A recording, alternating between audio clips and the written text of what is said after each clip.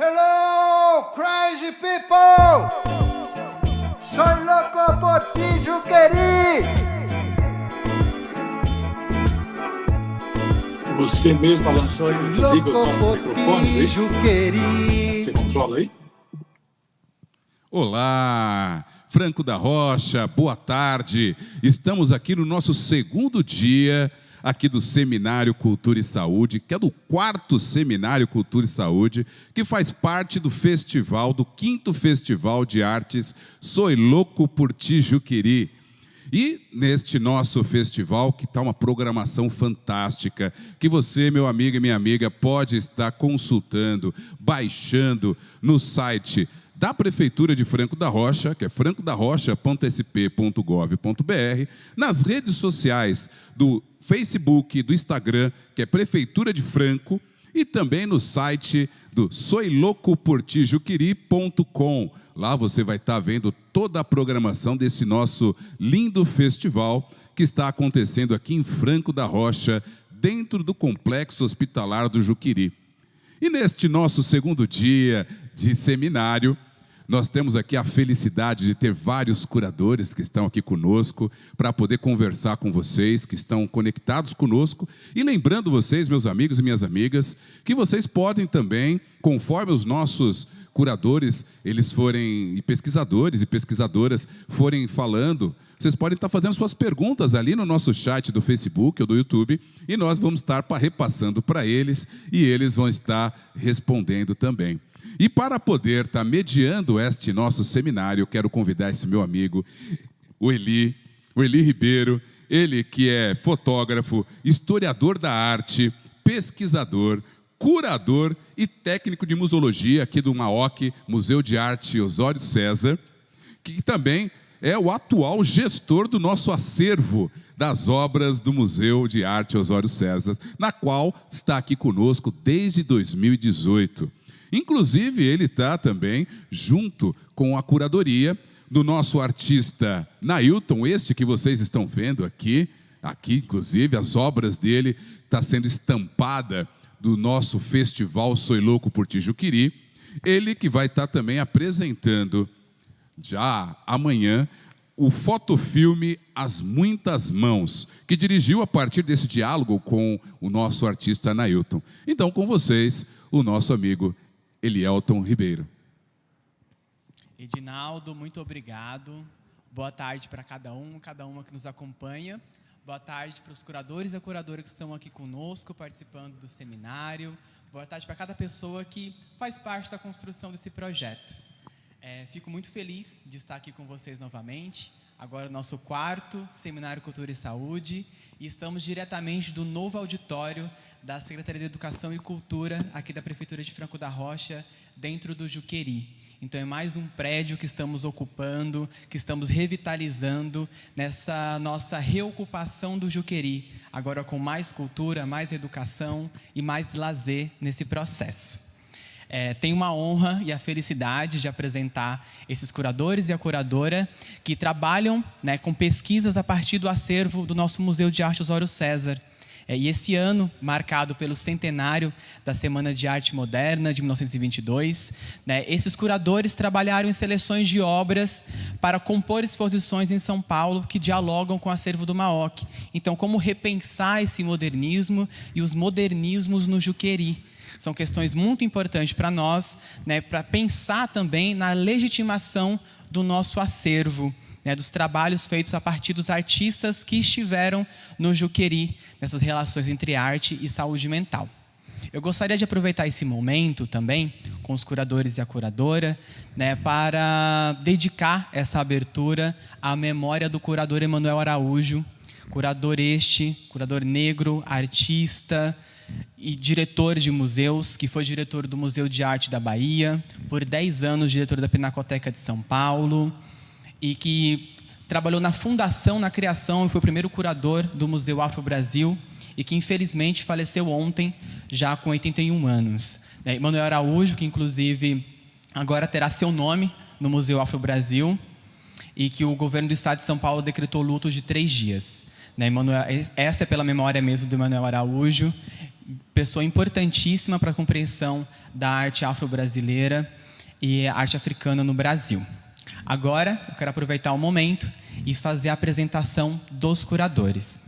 Por ordem, teremos apresentações da curadora Fernanda Pita, Ricardo Rezende, André Pitol e Udi Rafael. A Fernanda Pita é professora doutora da Divisão de Pesquisa em Arte, Teoria e Crítica do Museu de Arte Contemporânea da Universidade de São Paulo, o MAC-USP. É historiadora da arte, foi curadora sênior da Pinacoteca de São Paulo entre 2014 e 2022 e é membro do Comitê Brasileiro de História da Arte. Já o Ricardo Rezende é mestre em História da Arte pela Escola de Comunicação e Artes da Universidade de São Paulo, a ECA-USP, e desde 1988 desempenha diversas funções de educação, curatoriais e de direção em instituições como o Museu de Arte Contemporânea da Universidade de São Paulo, também o MAC-USP, o Museu de Arte Contemporânea do Centro Dragão do Mar de Arte e Cultura, o MAC Dragão, e o Centro de Artes Visuais da Funarte, no Rio de Janeiro, e o Centro Cultural São Paulo, né, o Dragão do Mar, no caso, no Ceará. E desde 2014 é curador do Museu Bispo do Rosário Arte Contemporânea do Rio de Janeiro, que é um dos museus irmãos do nosso querido MAOC. Já o André Pitol é curador e pesquisador com experiência em projetos e cursos sobre fotografia, história da arte e curadoria. Estudou no Museu do Sol de Penápolis, na Fundação de Artes de São Caetano do Sul e na Universidade de São Paulo, onde concluiu o mestrado em História, Teoria e Crítica de Arte em 2016 e bacharelado em Artes Visuais com habilitação em Gravura. Em 2012, prepara a exposição A Parábola do Progresso no Sesc Pompeia, com a curadora Elisete Lanhado e o curador Udi Rafael. Já o Udi Rafael é pesquisador e curador, é mestre em culturas latino-americanas e ibéricas pela Columbia University e curador associado de A Parábola do Progresso, com abertura prevista para outubro deste ano no Sesc Pompeia. Dentre outros, integrou a equipe curatorial de Imagens Entrelaçadas Ásia-Brasil pelas lentes do fotoclubismo, pela SP Arte Rotas Brasileiras, este ano 2022. Então, há alguns dias, né? E da segunda edição do Frestas, Trienal de Artes do Sesc, entre pós-verdades e acontecimentos pelo Sesc Sorocaba em 2017. E da Residência Artística Cambridge, pela ocupação Hotel Cambridge em 2016. Cada curador e curadora terão 15 minutos de fala e depois iremos abrir para perguntas. Fique à vontade. Fernanda, te passo a palavra. Fique à vontade para fazer a apresentação. Muito obrigado. Obrigada demais, Eli. Um prazer estar participando dessa quinta edição do Soy Louco por Ti, Juqueri, e a quarta edição do Seminário Arte e Saúde. Eu também fico muito feliz de estar aqui com os colegas Udi, André e Ricardo para discutir, debater um pouquinho essa presença, né, dos artistas clientes de serviços psiquiátricos no contexto dos modernismos no Brasil. Eu vou pedir para você colocar minha apresentação, se você conseguir. O que eu vou trazer hoje, assim, brevemente, vou tentar ser breve, para a gente poder ter tempo de debate, é uma experiência de mostrar obras desses artistas numa exposição coletiva, da qual eu participei como consultora, que teve em cartaz no Sesc de São Paulo, no Sesc 24 de Maio, Haiku Parta, Ficções do Moderno no Brasil, e que foi um projeto coletivo, né, de várias pessoas, coordenado pelo Rafael Fonseca, com a participação na curadoria da Clarissa Diniz, do Divino Sobral, do Marcelo Campos, do Aldrin Figueiredo e da Paula Ramos, com assistência curatorial da Ludmila Fonseca, do Breno Farias e do Renato Menezes.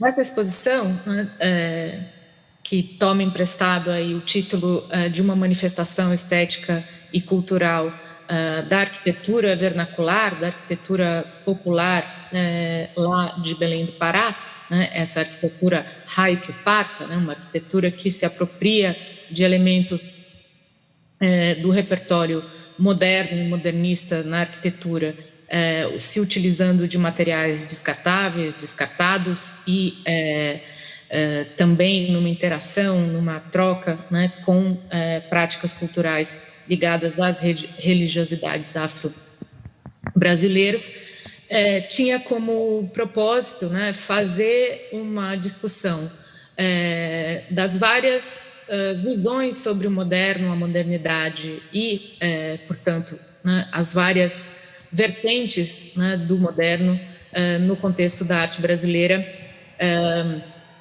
de um arco temporal que ia do final do século XIX até Brasília, meados ou meio, né, do século XX. Nessa proposta curatorial, você pode passar o próximo slide.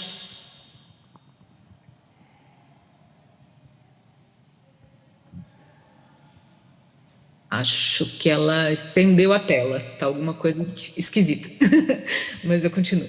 Nessa proposta curatorial, né, nossa ideia era, de fato, fazer um estilhaçamento, né, de certa maneira, das ideias de um moderno muito arraigadas, né, ainda, né, na nossa historiografia, na percepção mais geral do público, com relação à arte produzida no Brasil. E, de certa maneira, apresentar um mapeamento de expressões modernas da maneira mais ampla possível, da maneira mais diversa possível, né, que nos foi, enfim, permitido realizar, né, no contexto dessa exposição. Então, a nossa ideia era trazer uma amplitude geográfica, uma amplitude estética, né, de manifestações estéticas distintas que pudessem trazer, né, essa diversidade, essa multiplicidade dos modernos no Brasil. Para tanto, a gente evitou, né, uma seleção de obras que se centrasse em movimentos ou em vanguardas específicas, né, e que também pudesse se espalhar, né, por todo o território brasileiro. E foi fundamental aí ter essa equipe curatorial diversa e de diversas regiões do país, né, para que justamente essa pesquisa, né, alicerçasse essa vontade de falar dessa multiplicidade, dessa diversidade, dessas várias possibilidades, né, de pensar, né, o moderno, a modernidade, através das artes visuais, né. Então, nessa exposição, a gente optou, né, por uma organização por questões, por temas, né, que nortearam, que orientaram, né, a seleção das obras, e os diálogos propostos justamente por essa exposição, né. Eu vou precisar do PowerPoint. Se você não conseguir, eu posso tentar passar aqui. Será que dá? Vamos testar aqui de novo, só um minuto.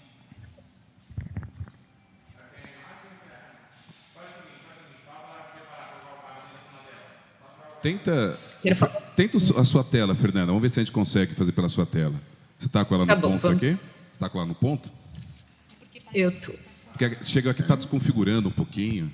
Vê se a gente consegue. Você consegue colocar na sua tela e a gente retransmite aqui. Tá bem. Dá só um segundinho que eu...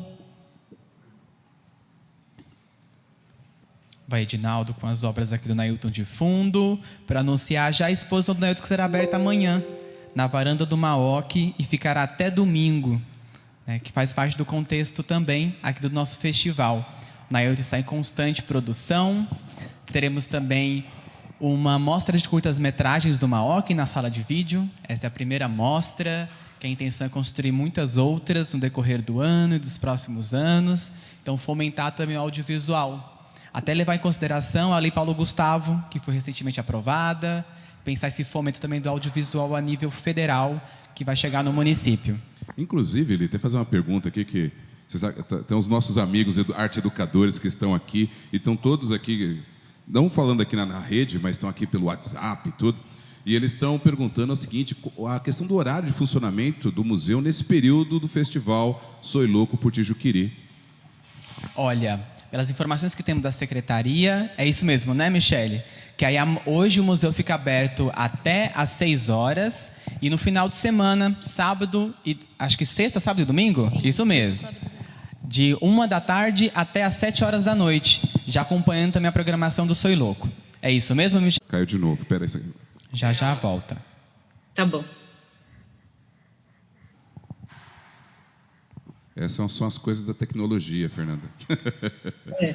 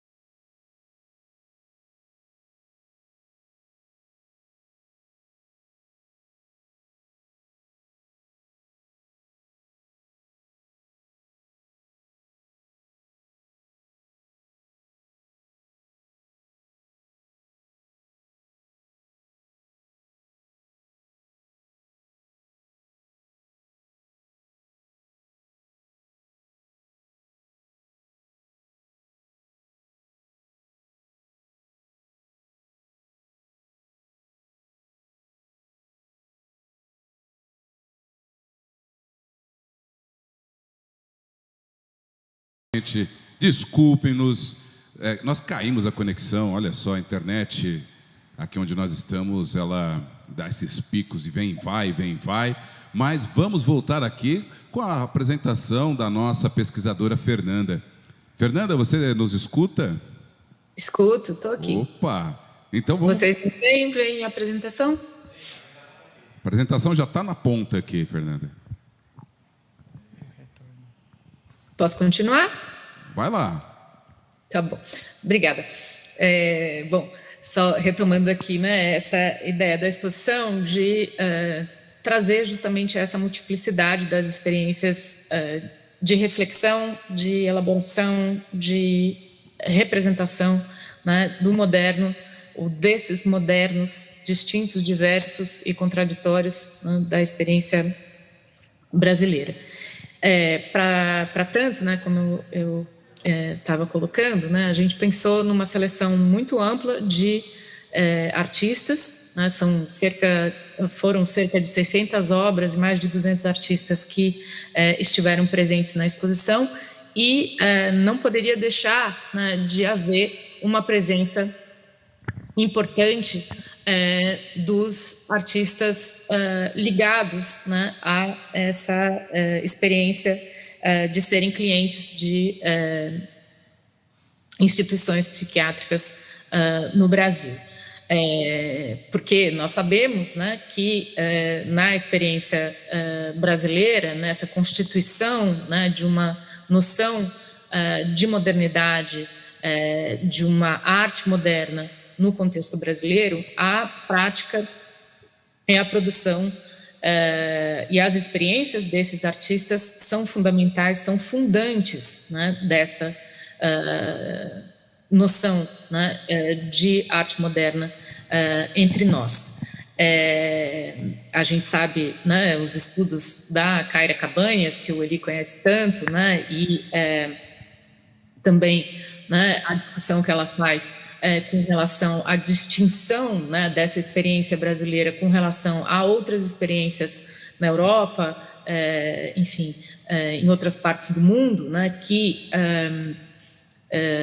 fizeram esse mesmo movimento, né, de incorporar a uma discussão da arte, né, ao campo da arte, né, a prática desses artistas nessas situações, né, no contexto brasileiro, isso se deu, primeiro de tudo, né, no contexto artístico, num contexto de debate sobre a legitimação da arte moderna. Então, esses artistas tiveram uma contribuição fundamental para que a arte moderna fosse aceita, né, fosse legitimada, né, no contexto brasileiro. E, portanto, nessa chave, né, desse processo que a gente pensou, né, na inclusão desses artistas na exposição. Também, né, uma outra questão que vem muito da leitura e da discussão, né, dos textos da Kaira, né, a atenção, né, para que a gente não caísse em certas armadilhas que até hoje perpassam, assim, né, a aproximação que esse sistema da arte, esse mundo da arte tem com relação à prática desses artistas, que categorizá-los, né, ou encaixá-los, né, em critérios, né, elaborados exteriormente às suas práticas e às suas obras, né, e critérios que muitas vezes desconsideram os contextos, né, as restrições, as experiências, né, e os sofrimentos, justamente, né, que esses artistas passaram na sua vida, né, e que atravessam aí as suas produções. Portanto, o nosso esforço foi de tentar pensar no que, né, essas obras contribuíam para refletir sobre os temas que nós elencamos como sendo, a nosso ver, né, interessantes para pensar essas ficções do moderno no Brasil, ou essas experiências, né, do moderno no contexto brasileiro, né, são alguns temas que eu vou passar agora para vocês, e já mostrando como, né, a gente quis trazer a contribuição a reflexão, a elaboração dessas questões, né, nas produções desses artistas. E eu estou falando aqui artistas não só internos e pacientes, clientes do Juqueri, mas também, né, de outros hospitais psiquiátricos no Brasil. E que, igualmente, né, aos artistas do Juqueri, também tiveram, né, esse lugar muito fundamental nessa constituição do que se entende por arte moderna no Brasil, para sua legitimação, mas ainda assim, né, nessa história, né, tiveram a sua produção, a sua experiência, a sua vida escrutinada, de certa maneira, pelos critérios construídos, né, por essa própria história, por esse próprio meio, né, artístico.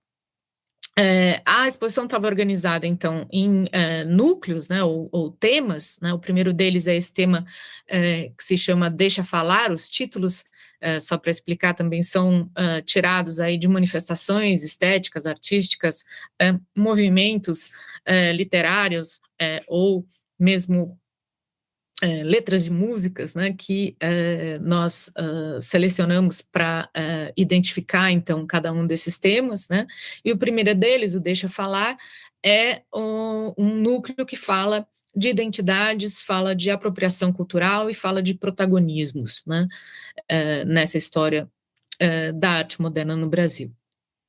E nesse núcleo, né, já no começo dele, né, a gente traz um artista que foi paciente, né, do Juqueri, o Caraíba, esse artista que a gente só conhece por esse apelido, né, do qual a gente não tem nenhuma informação biográfica, né, mas que produziu uma série de desenhos que falam muito, né, dessa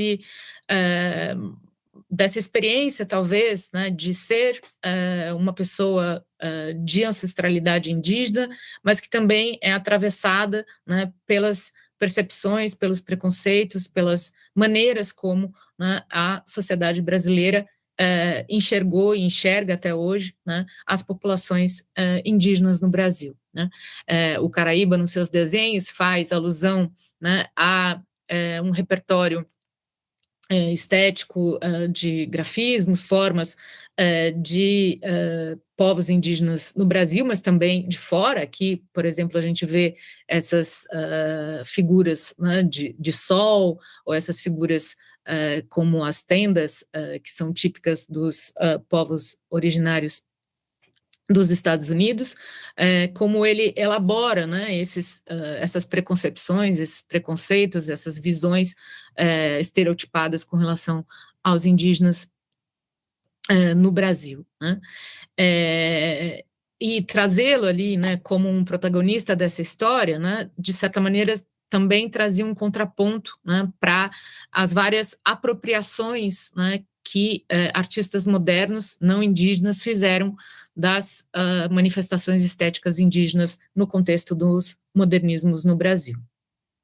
Outro artista que também está presente nesse primeiro núcleo da exposição é o Yotiro Akaba, um artista nascido no Japão, né, e que faleceu em Franco da Rocha em 1968, né, e que traz essa experiência também, né, das migrações, dos deslocamentos, das diásporas, no caso a diáspora japonesa, né, no contexto da modernidade brasileira, em especial também de São Paulo, né, e como ele elabora, né, essas experiências da memória, né, da ausência e da sua própria vivência, né, no contexto de uma institucionalização, né, trazendo, né, essa marca da sua identidade, da sua relação, né, com esse pertencimento diaspórico, né, que ele traz.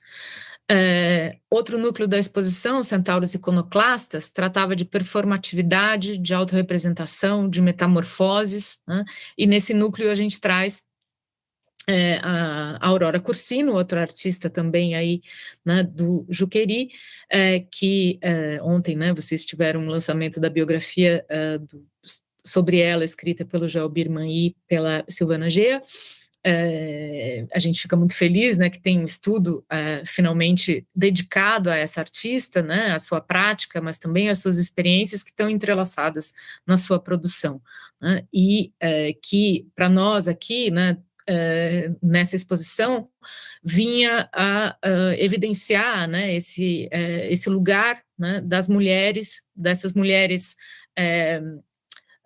dissidentes, né, que têm uma experiência, né, de violência, de confinamento e de exclusão, por não se conformarem, né, às normas sociais estabelecidas, né? Então, um pouco essa, né, experiência da Aurora de refletir, explicitar, né, as violências, as experiências e a sua resistência nesses processos, né, através das suas obras, foi fundamental aí para a gente pensar esse núcleo da exposição.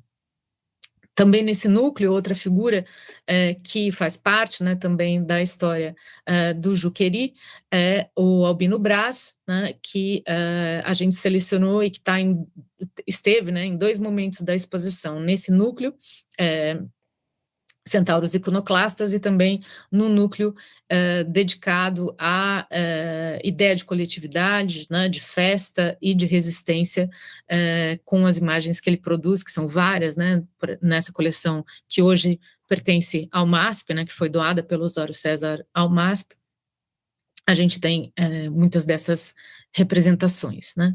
E acho que também um outro elemento interessante, né, que assim, que eu comentei, que assim, na história da arte no Brasil, a gente vê, nessa história da arte moderna, né, a gente vê a produção desses artistas muito atrelada a interpretações ligadas aos critérios, né, que a arte moderna procurava defender, procurava afirmar, né, procurava construir a partir, né, de debates da forma, debates da criação e da criatividade, que muitas vezes capturaram, né, a produção desses artistas, como um Arthur Amora, por exemplo, né, a partir de critérios como abstração geométrica, né, e gestalt, etc. Mas o que a gente procurou fazer na exposição foi evitar, né, apresentar o trabalho desses artistas a partir desses critérios, mas sim tentar mostrar como eles fizeram contribuições fundamentais para o debate e para a discussão, né, dessas questões de uma experiência da modernidade ou desses modernos no Brasil. O outro núcleo que a gente também trabalhou, né, nessa perspectiva das coletividades, da invenção de tradições e do lugar da festa e da resistência nessa modernidade brasileira, que ficou intitulado Eu Vou Reunir, Eu Vou Guarnecer, trouxe, portanto, obras, né, do Albino Braz, que tem essa temática do circo, essa temática, né, dessa relação também entre humanos e outros seres, né, que é tão rica e produtiva aí dentro da produção do Albino. Por fim, o último núcleo, né, Vândalos do Apocalipse, um núcleo que tratava das questões do progresso do ecocídio, da construção e da destruição, que também marcam, né, essa experiência da modernidade e as visões do moderno no Brasil, contou com outro artista cuja obra faz parte, né, da coleção do Museu de Imagens do Inconsciente, um artista que também foi institucionalizado no Rio de Janeiro, né, o Carlos Pertuis, que tem essa pintura fantástica, né, de uma cena, de uma guerra, né, iminente, de um ataque iminente, em que essas bombas aí se parecem com estrelas, né, chegando aí num horizonte de ataque a uma cidade, né, esse elemento da guerra, da destruição, né, da tecnologia ligada, né, à destruição, como também fundamental, né, dessa experiência da modernidade. Então, enfim, acho que era isso que eu queria apresentar rapidinho, para dar tempo da gente debater, mas um pouco essa ideia de tentar, né, evitar isso que a Kaira Cabanhas chama desse monolinguismo do global, né, que é, por um lado, encaixar a produção desses artistas em critérios e categorias, né, que são externas ou escapam, né, àquilo que eles experienciaram e viveram e produziram, mas também, por outro lado, né, não confiná-los a essa categoria de artistas incomuns, artistas loucos, artistas não educados, né, nos critérios e práticas da arte dita normal, né, entre aspas, mas justamente de perceber o quanto eles têm a contribuir, né, pelas suas obras e pelas suas experiências, a uma reflexão crítica, né, desses processos da modernidade no nosso contexto. Era isso. Obrigada. Fernanda, muito obrigado pela sua apresentação. Eu achei muito interessante você citar a Kaira Cabanhas, porque ela fez a abertura do nosso segundo seminário Cultura e Saúde, que foi o primeiro seminário online durante a pandemia em 2020. A participação da Kaira Cabanhas está disponível no YouTube do Soy Louco por Tijuqueri, né, pela 3ª edição do festival. Agora eu gostaria de chamar o Ricardo Rezende para que ele possa fazer uma apresentação sobre a exposição Bispo do Rosário, que está acontecendo no Itaú Cultural e pode ser visitada até outubro. Ricardo, fique à vontade. Boa tarde para vocês. Queria agradecer, né, o convite feito pela Michele e pelo Elielton, né, para que eu participasse desse 5º festival Soy Louco por Tijuqueri. Também agradecer aqui a participação dos meus colegas, né, Fernanda Pita, André Pital e o Di Faiama, dividindo essa mesa comigo. Eu vou falar, na verdade, de 2 exposições, né? A minha experiência com o acervo do Museu de Arte Osório César, ela se deu bem antes dessa exposição aqui, que está em cartaz no Itaú Cultural, do Bispo do Rosário. Eu vim, Aparição, Impacto e Impregnação, que está em cartaz até dia 2 de outubro. Eu não fiz a lição de casa e não trouxe imagens, então, portanto, eu convido, né, as pessoas que estão nos assistindo a visitar essa exposição ali no Itaú Cultural, na Vida Paulista, e também visitar a belíssima exposição que tem aí no Maó, que é onde a gente vê com abundância esses artistas que eu vou citar aqui, né? Eu dei o título para essa minha participação, né, de os artistas humanos mais que humanos e os modernos muito modernos, né? Para falar dessas 2 experiências aí, com esse acervo. Como se sabe, a loucura é não raro associada a uma ruptura na experiência do tempo. As imagens utilizadas para dar conta dessa disrupção são as mais variadas e inesperadas. Os artistas e os ditos loucos podem viver na mesma claridade do dia, tanto quanto na mesma escuridão da noite, né?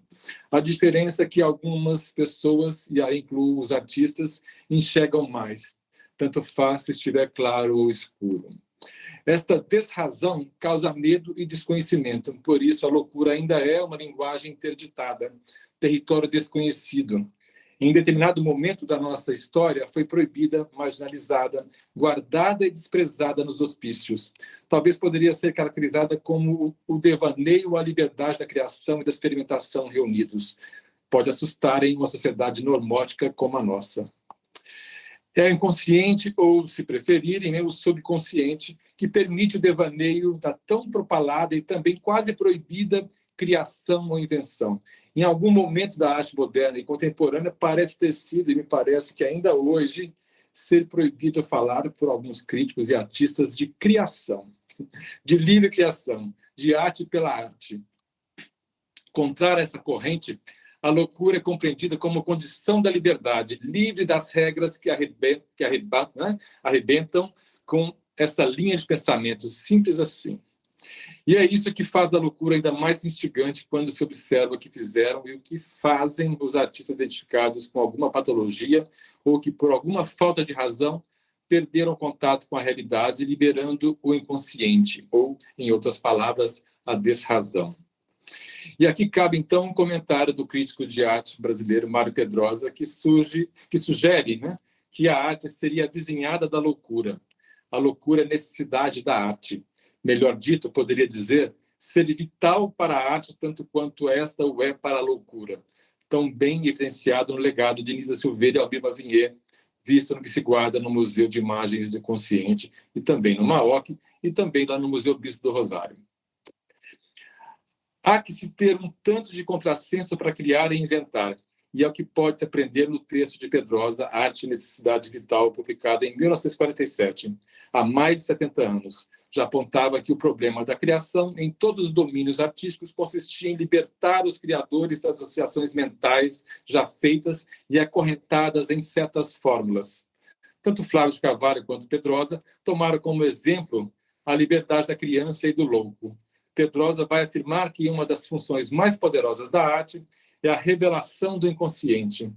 E este é tão misterioso no normal como no chamado anormal. As imagens do inconsciente são apenas uma linguagem simbólica que o psiquiatra tem por dever decifrar. Mas ninguém pede que essas imagens e sinais sejam, além do mais, harmoniosas, sedutoras, dramáticas, vivas ou belas, né? Constituindo em si verdadeiras obras de arte. Só quando os criadores se libertam de uma individualidade refratária a qualquer combinação nova, as crianças, e para os loucos é natural, portanto é automática, é que se tornam capazes de contribuir a uma intuição nova. A espontaneidade é um casamento do intempestivo com a imaginação, a liberdade criativa, para encontrar a energia criadora da arte total. Acredito que foi desse ponto de partida que os artistas modernos saíram em busca dessa espontaneidade no poder disruptivo de criação dos artistas totais que estavam apagados no meio dos pacientes manicomiais da primeira metade do século XX. Nos anos 20, circulava nas rotas de artistas o interesse pela psicanálise. Artistas intelectuais estavam muito influenciados por leituras freudianas de psicanálise e, claro, em São Paulo, pela presença nessas rodas de artistas do crítico, né, do crítico de arte e psiquiatra Osório César. Esse interesse de Osório pela arte e, obviamente, pela psicanálise é que vai levar artistas ali nos anos 20 e 30 a acompanhar implantação do ateliê livre expressão, né, no Juqueri, do ateliê de livre expressão, né, no Juqueri. No Rio de Janeiro, o mesmo vai se dar quando Nisa Silveira encontra com Almir Mavinier, e esse traz para este meio o crítico de arte Mário Pedrosa, ali em 1946. O crítico carioca passa a acompanhar o desenvolvimento da arte e dos artistas que moravam no engenho de dentro. Seria, então, aquelas experiências uma nova forma de fazer arte. Na exposição Eu Vim, Aparição, Impacto e Impregnação, apresentamos, eu e Diana Cook, que faz a curadoria comigo, alguns dos artistas do acervo do Museu de Arte Osório César, junto de outros artistas modernos que passaram pelas experiências dos ateliês de arte nos hospícios, na primeira e segunda metade do século XX. E mostramos como esses artistas profissionais se deixaram influir pela força criativa dos artistas manicomiais. Mão dupla. É evidente isso na obra de artistas como Geraldo Aragão e Geraldo de Barros, artistas que se encontraram no ateliê do Engenho de Dentro. Ambos trabalharam com a fotografia nesse ateliê. No resultado da fotografia de Geraldo de Barros, fica evidente a influência de Geraldo Aragão sobre o consagrado artista moderno. Mas foi antes, na mostra Mais que Humanos, que tive a oportunidade de me debruçar e descobrir essa coleção arrebatadora. Não tem outra palavra para descrever as minhas impressões sobre esse acervo que encontrei aí no Juqueri em 2016. No que era possível ver e tomar conhecimento à época. O acervo ainda não estava condicionado plenamente e não era catalogado. Mas foi possível ver muito e ter a dimensão da coleção para organizar a mostra para o Museu Emílio Ribas de Saúde Pública, a convite de Josiane Oliveira, diretora do museu à época. Né?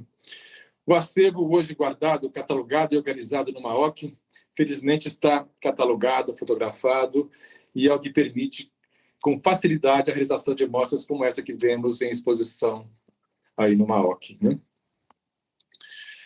A exposição Mais que Humanos ajudou, à época, a trazer nova visibilidade e, de alguma maneira, contribuiu para despertar e acelerar o interesse da instituição em conservar e mostrar o que abrigava ali no Juqueri. Essa coleção, poderia dizer, estava, não sei se é muito isso, meio esquecida, né, à época, né? Talvez desde o trabalho de pesquisa e exposição feito pela professora doutora Heloísa Ferraz, né, que veio acompanhada de publicação no Museu de Arte Contemporânea da Universidade de São Paulo em 1984. Não se via tanto dessa coleção desde então. Espero não me esquecer aqui de alguma outra exposição antes dessa, né, de maior relevância. O Erialdo pode me ajudar aí. A mostra pelo Dr. Osório César, né? Oficialmente implantado em 1946, data que coincide com o de doutora Anísia Silveira e a Mirma Vinhê no Engenho de Dentro, no Rio de Janeiro. Nessa ocasião, o Osório César torna-se o responsável pela seção nomeada de Escola Livre de Artes Plásticas do Juqueri e convida a artista Maria Leontina para assumir a coordenação do ateliê. Osório César não entendia a aplicação da arte para os dito loucos apenas como uma terapia ocupacional, como entendia a doutora Anísia Silveira, mas que tinha Almir Vinhê para subverter, fazendo do ateliê do Engenho de Dentro um ateliê de expressão livre. O paraibano, Dr. Osório César, propunha também a livre expressão de seus pacientes por meio da arte.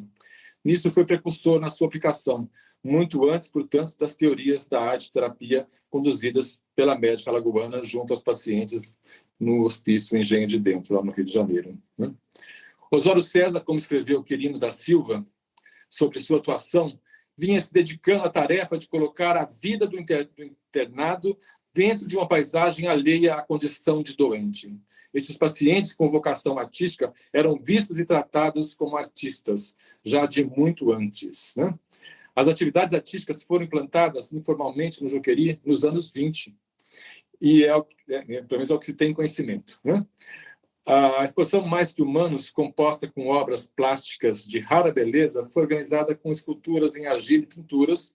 Tinha ainda uma estranha cadeira do mobiliário do antigo hospício, com formas que se assemelhavam a um antrópode, ou um ácaro da família dos carrapatos, gigantesco, né? Usada para contenção e aplicação de medicamentos nos pacientes, né? Os autores das esculturas na exposição, infelizmente, em sua maioria, eram desconhecidos. Apenas Jefferson Walter Cagiano e Sebastião Gomes da Silva tinham suas peças identificadas no conjunto da exposição. Os demais escultores entraram como anônimos, né? Eram anônimos duplamente, anônimos como pessoas e anônimos como artistas, né? Era a lógica dos manicômios, o apagamento do sujeito.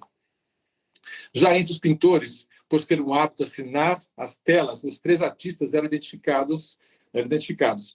Maria Aparecida Dias foi representada com 11 pinturas e uma escultura. As telas de Madi, é assim que ela assinava, são de faturas bem simples, com tinta acrílica, respingos e bastante gestual. As figuras são esquemáticas, figurinhas pintadas em vermelho, preto e verde, laranja. Um símbolo é insistente em sua obra e lembra uma faca que aparece por vezes atravessada no crânio dos retratados, né? Ou dos retratos, né? As lágrimas são vermelhas e escorrem pelas faces.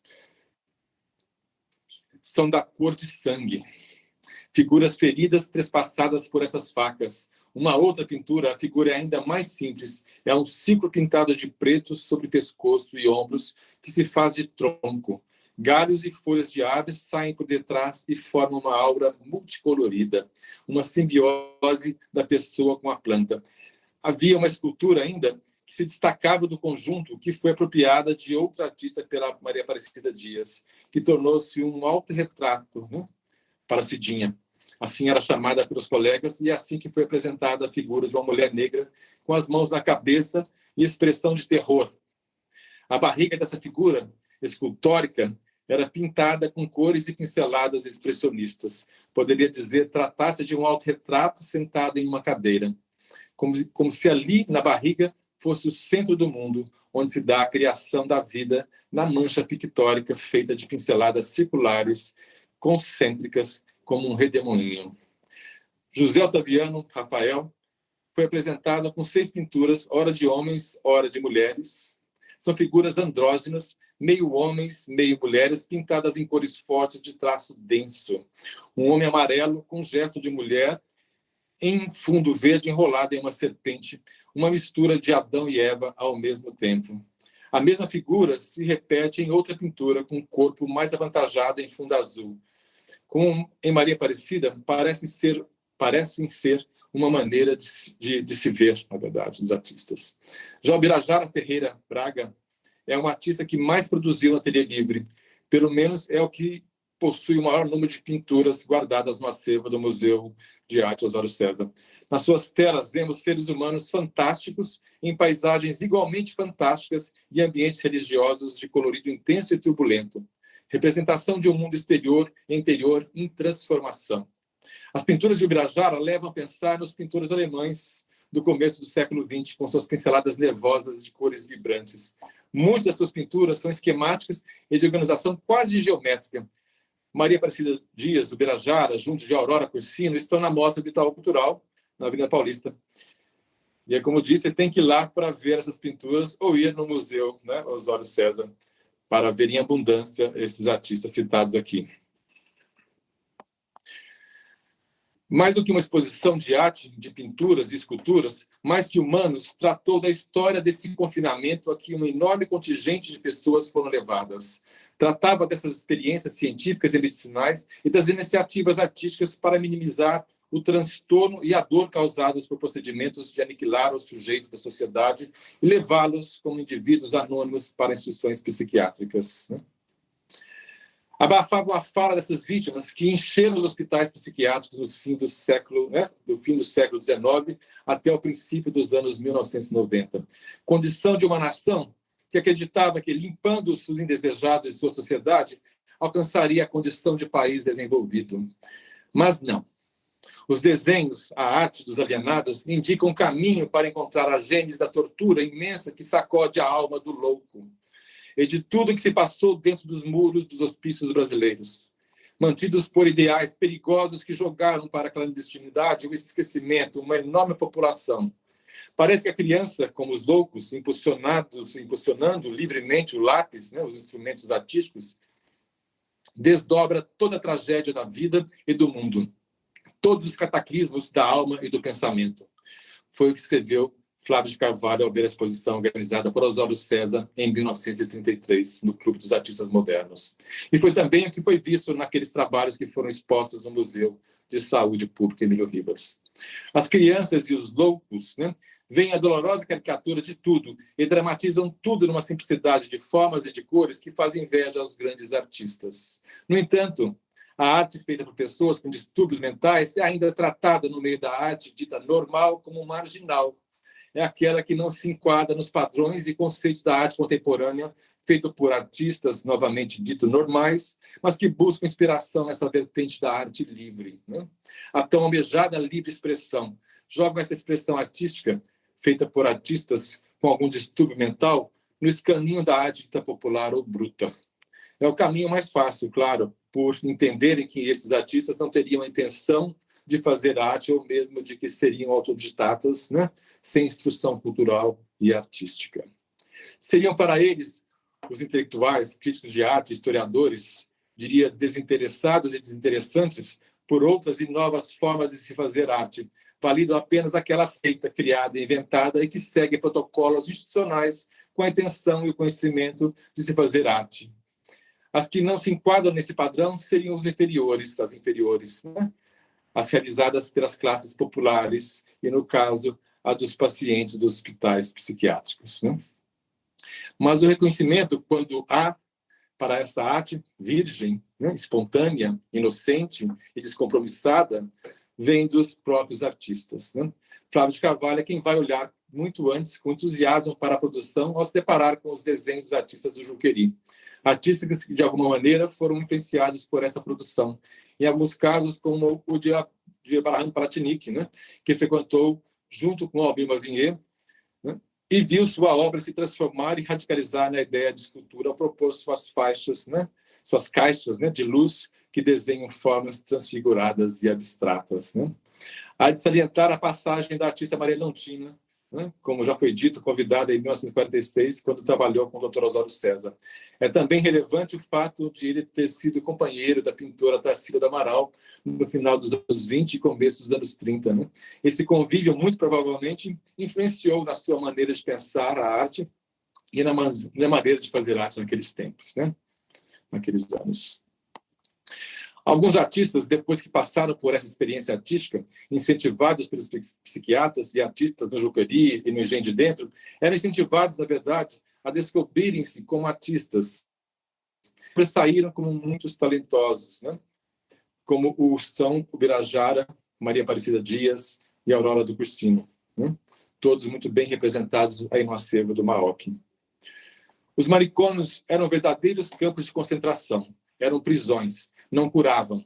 Portanto, dentre as centenas de pessoas que receberam orientação artística ou participaram de atividades terapêuticas como arte, alguns se destacaram pelas qualidades plásticas e temáticas de suas obras, nessa janela, né, que lhes foi dada nos ateliês de arte, né? A exposição Bispo Rosário Euvim, Aparição, Impregnação e Impacto reúne 404 peças do artista Bispo Rosário em cartaz nos espaços expositivo tal cultural. São 3 os núcleos, né, na mostra. A obra do Bispo, que é apresentada em quadrado central na exposição, envolvida pelo segundo núcleo, o fenômeno Bispo na arte contemporânea, e, por fim, o terceiro núcleo, que é onde tratamos da experiência dos modernos, né, ou a experiência moderna nos ateliês manicomiais, né. Na mostra, tratamos da ressonância da arte manicomial sobre a arte moderna. O desejo expositivo era mostrar como a realização de ateliês livres em hospitais psiquiátricos transformou a experiência artística e moderna e a própria noção de arte na primeira metade do século XX, assim como os efeitos que esses encontros entre artistas modernos e asilares produziram naqueles que foram buscar a experimentação artística com os que viviam em confinamento. Perguntou-se como essas experiências livres de arte influenciaram e transformaram a forma de entender e ensinar arte. E o quanto eles afetaram os artistas que participaram daqueles ateliês, né? No Hospital Psiquiátrico de Juqueri, em São Paulo, na colônia Juliano Moreira e no Engenho de Dentro, no Rio de Janeiro, e no Hospital São Pedro, em Porto Alegre, não existia expectativa de tempo, apenas o presente, que não terminava nunca.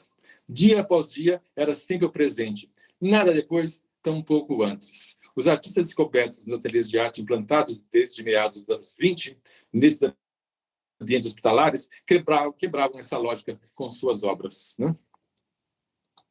Na década de 1920, 40 e 80, um número expressivo de artistas recorreu aos manicômios para imbuir-se da dita arte virgem, na melhor acepção dessa palavra, né? O que buscavam os artistas modernos nos hospícios? É a pergunta que se faz. Foram em busca da arte livre dos cânones, a que expressaria a interioridade do ser da forma mais direta, uma necessidade vital, como disse Mário Pedrosa.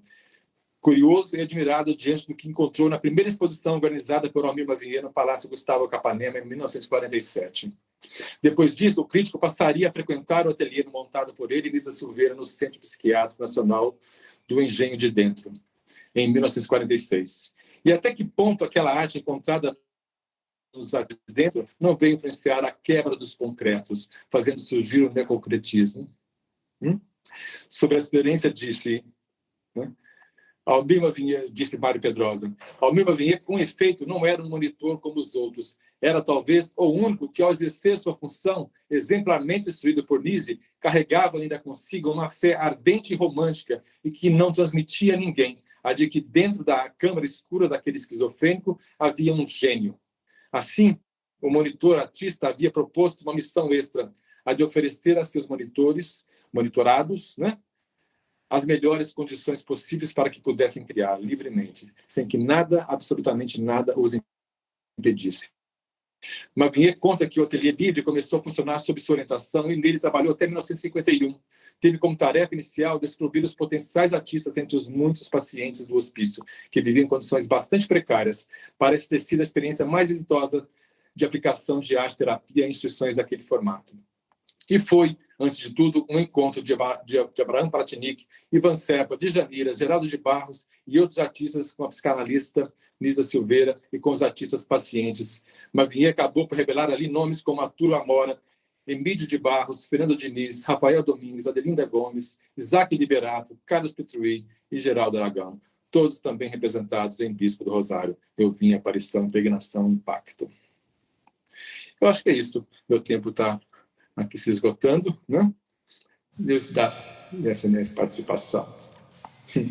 Ricardo, muito obrigado pela sua apresentação. E além de trazer a exposição Bispo do Rosário Alvim, você também trouxe essa exposição muito importante, Mais que Humanos, que teve no Museu de Saúde Pública Emílio Ribas, que foi a maior exposição com acervo do MAOC antes da reabertura do museu.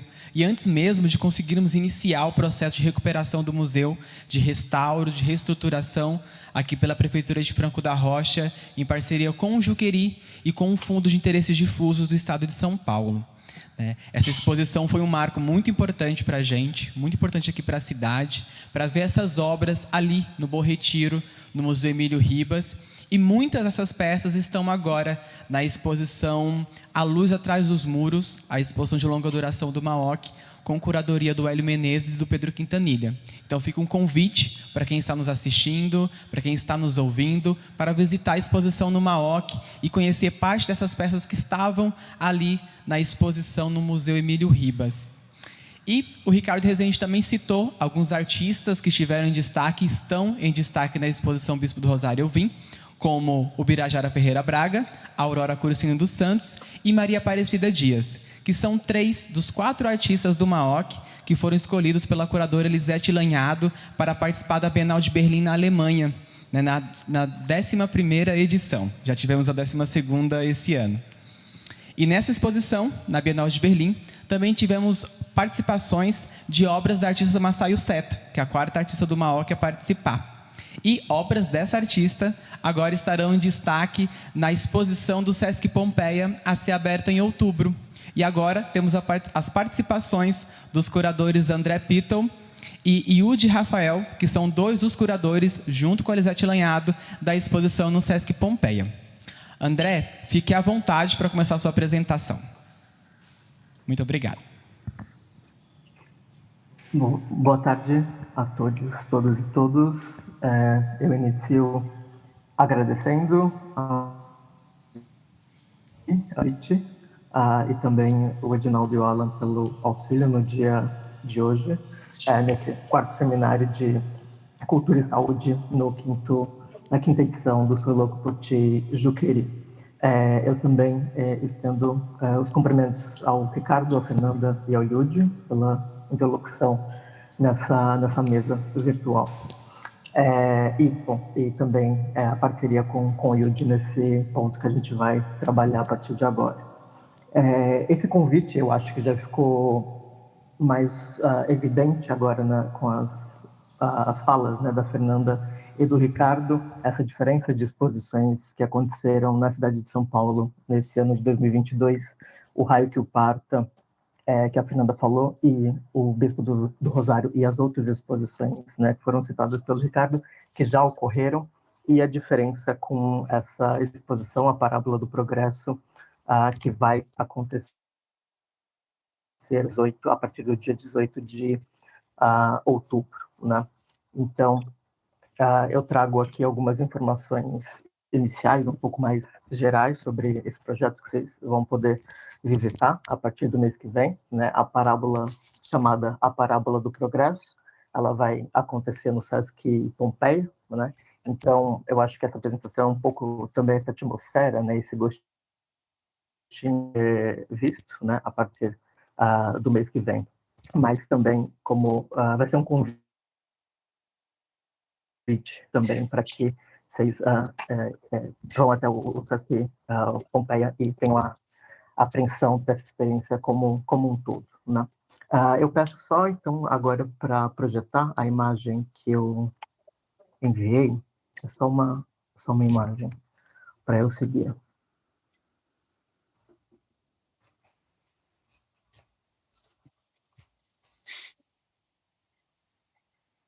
Isso, do André.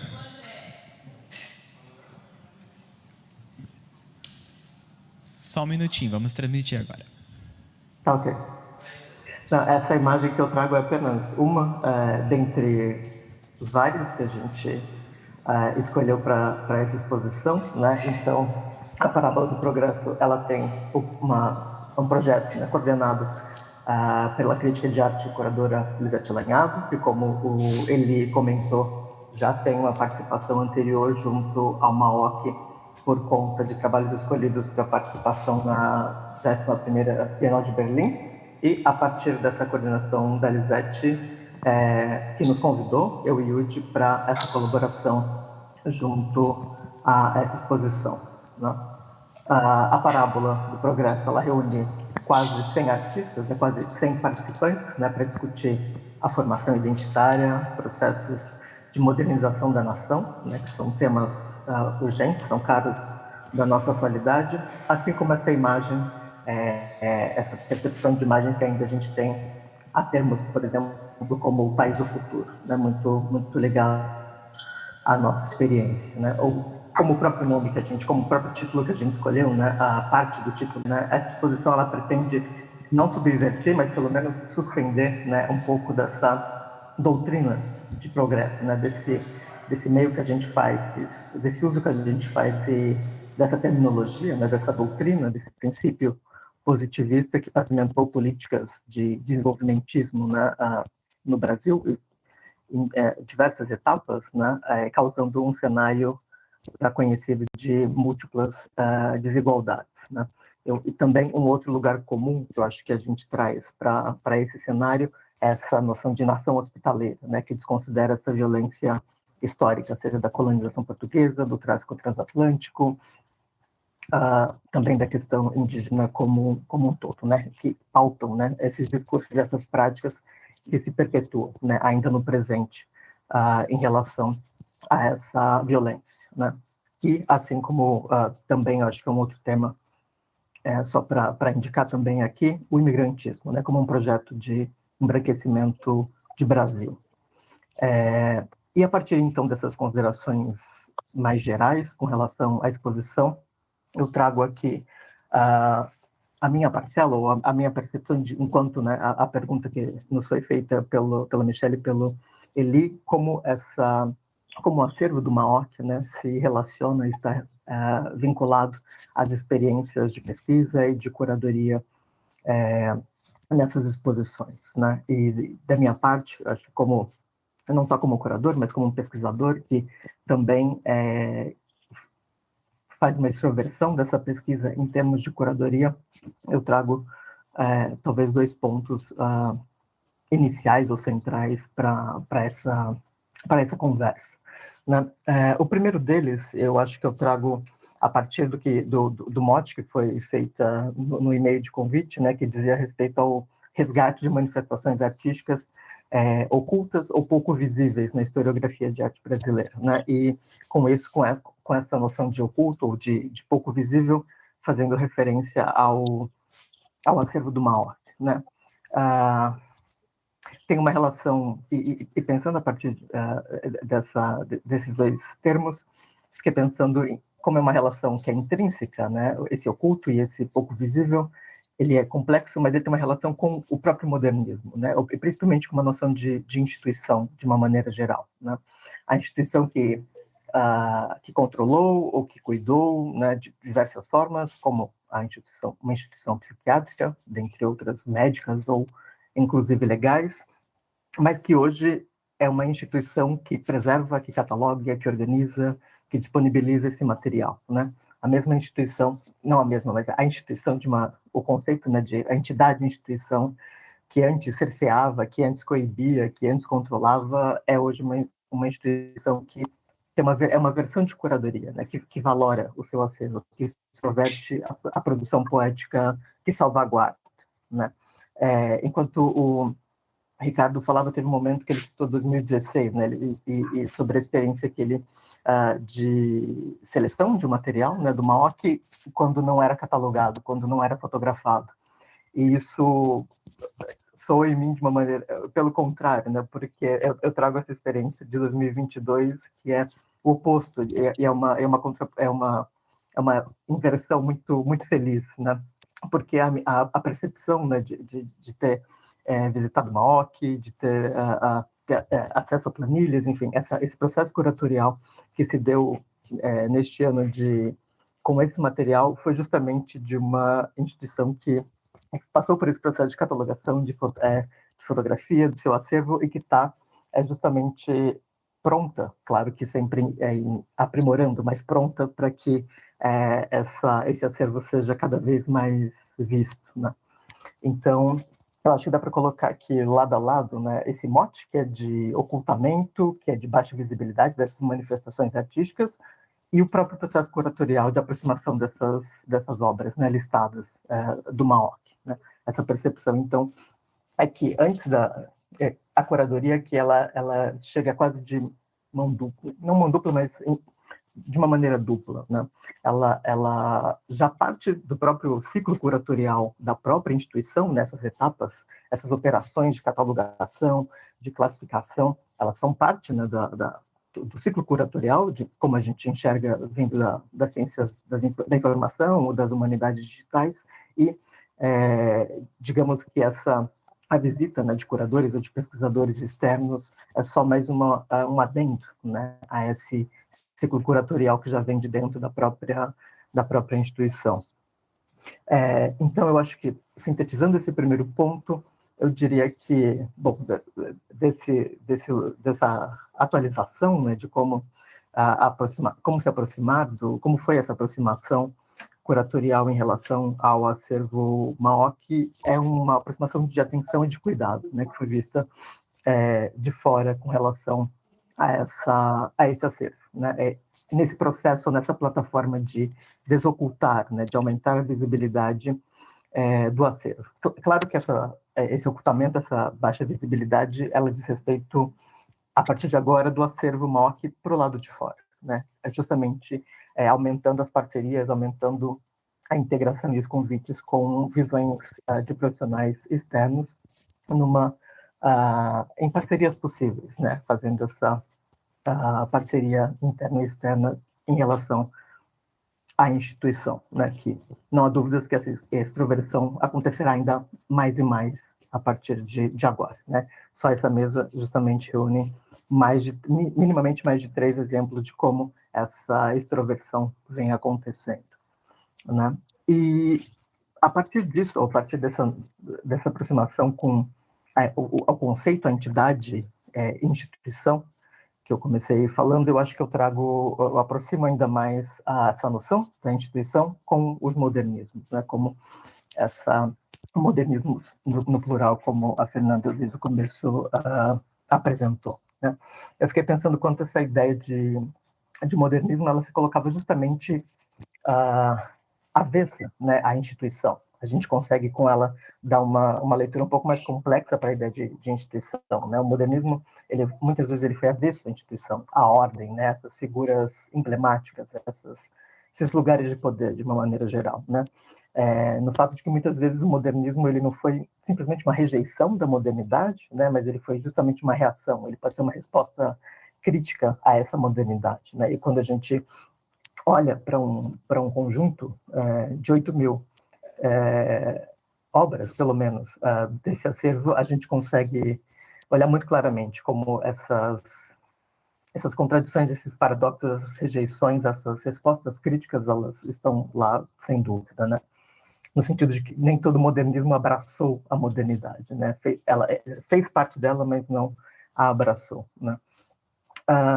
E continuando nessa ideia de modernismo, dependendo da afiliação ou da abordagem dos autores que cada um traz, né, a gente consegue verificar também pelo caso do acervo do MAOC, dos artistas preservados nesse acervo, como esse modernismo ele é tanto da ordem da fricção com o progresso, né, retomando o termo da exposição, essa fricção com o progresso contido na modernidade, né, de processos legais, de um universo de referências positivas, de linguagens modernas ou modernistas, né, mas também é de uma ficção do progresso, né, no sentido de que, ao mostrar ao evidenciar essa decadência também, né, que diz respeito à modernidade, né, de contrapor assuntos, vontades, realidades, contrapor a arte e indústria, né, lembrando que uma parte grande dos suportes dos artistas do MAOC, os versos dos trabalhos, tem logos de empresas, né, materiais que foram disponibilizados para que esses artistas clientes, eles trabalhassem em cima desse material. Então, esse espaço recluso, ele está sempre colocado sempre em xeque, né, em relação ao repertório externo à instituição, né, à instituição psiquiátrica, que também continuava o seu ritmo, né, a sua vida. Então, todo esse arsenal contraditório, né, de repertórios visuais ou sensórios, de formas e também de linguagens, ele é posto em xeque, e por isso ele é cada vez mais presente, né? A gente consegue enxergar esse repertório nas obras do Maork, né? Então, aquele trabalho exposto, né, do Almir Dávila, que eu sugeri a projeção, ele diz respeito justamente a essa continuidade, a esse progresso. Hoje é 8 de setembro, então a gente está no rescaldo das últimas 24 horas, que foram, mais uma vez, extraordinárias, para dizer o mínimo, né, com relação... E que é uma data curiosa, mas diz muito respeito aos temas que a gente está tratando aqui, absolutamente, né? E eu acho que, para dar continuidade a outros temas também presentes nessa parábola, né, eu termino por aqui e passo a palavra para o Yudi. E agradeço. Obrigado. Muito obrigado, André. Yudi, fique à vontade para dar continuidade à apresentação.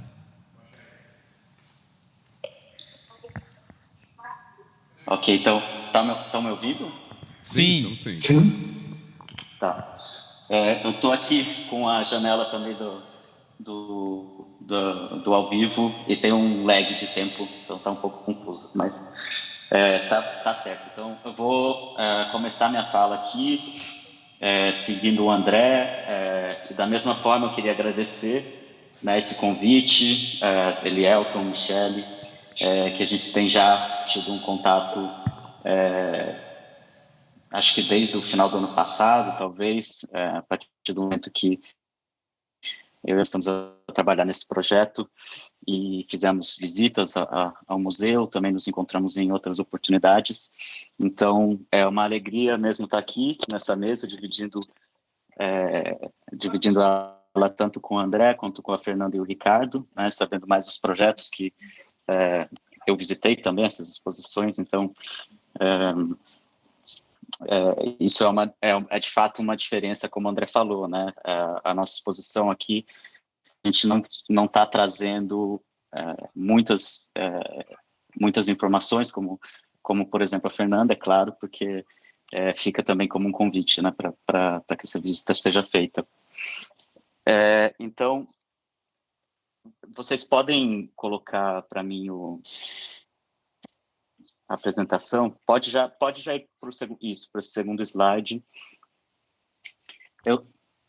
Aqui na minha visão, no celular, a imagem está cortada, é isso mesmo? Não está aparecendo na íntegra. Consegue girar a imagem no celular? Tá ok, Yudi. Tá. Acabei de ver aqui no computador. Maravilha. Ok. Então, para continuar um pouco a apresentação do André, né, a exposição que a gente está trabalhando junto com a Lisete, que está fazendo essa coordenação curatorial, titulada Parábola do Progresso, a gente está, de fato, então, trazendo... aí eu vou entrar em uma dimensão, né, do projeto, mas trazendo essa questão do progresso em si, e revisitando, né, algumas das narrativas, algumas dimensões dos mitos, né, fundacionais, dos mitos nacionais. Então, aqui, nesse caso, considerando, né, a proclamação da República, essa cronologia, de certo modo, pode manter na primeira imagem, por favor.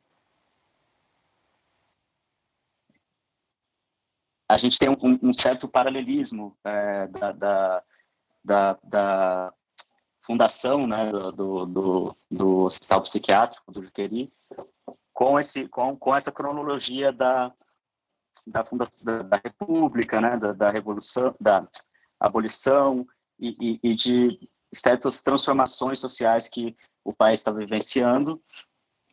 E São Paulo, enfim, como a gente já conhece dessa história canônica do modernismo, é um lugar que está passando por grandes transformações, né, de crescimento populacional urbano, das muitas levas de imigração que estão chegando nessa virada de século. E aí nesse lugar, né, a psiquiatria, né, e a instituição do hospital psiquiátrico entra como parte de um conjunto de dispositivos disciplinares, né, que vai trabalhar sobre essa população em termos de controle, de implementação de ordem, no qual a loucura se coloca como um inverso, né, um oposto à ordem e ao progresso, né, de modo que se torna, então, os hospitais psiquiátricos os lugares para a exclusão dessas pessoas consideradas degeneradas, ou, enfim, diversas nomenclaturas que vêm desse vocabulário médico e político, um lugar de separação e de exclusão do convívio social mais amplo. E então eu trago essa primeira imagem da artista Masayo Seta, que já foi mencionada pelo Elielton como uma das artistas que participou, cujas obras se integraram à exposição da penúltima Bienal de Berlim, né? E que entram aqui como uma das obras que vão integrar a exposição da Parábola do Progresso. E nesse sentido, esse gancho dessa obra para mim também uma forma de trazer a questão da imigração dentro dessa parábola que a gente está construindo, que é a imigração enquanto projeto de embranquecimento, e nesse sentido pensar o lugar que as práticas dos discursos médicos tiveram nesse projeto que, junto com as transformações desses mesmos discursos e práticas, e transformados também em políticas migratórias, se posicionaram, né, ou foram instrumentos das elites para um projeto de construção de uma nação.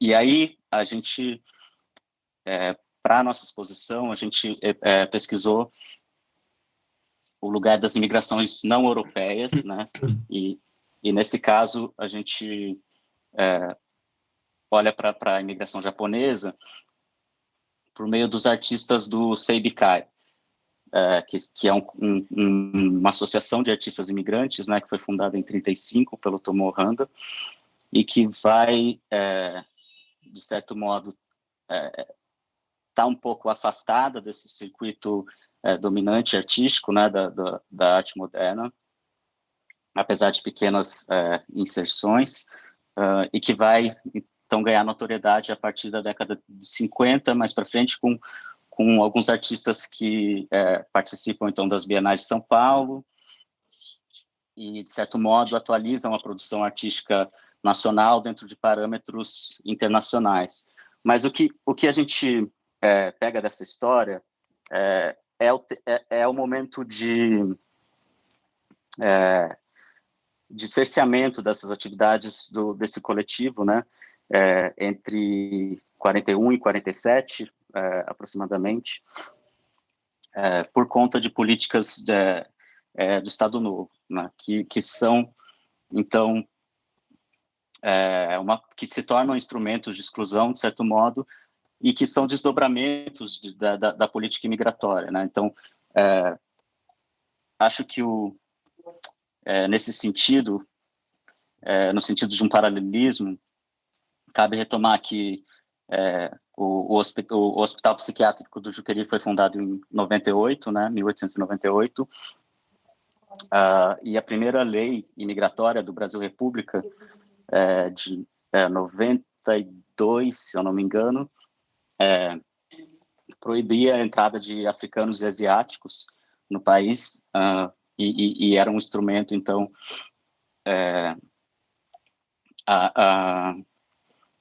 nesse processo de construção de nacionalidade.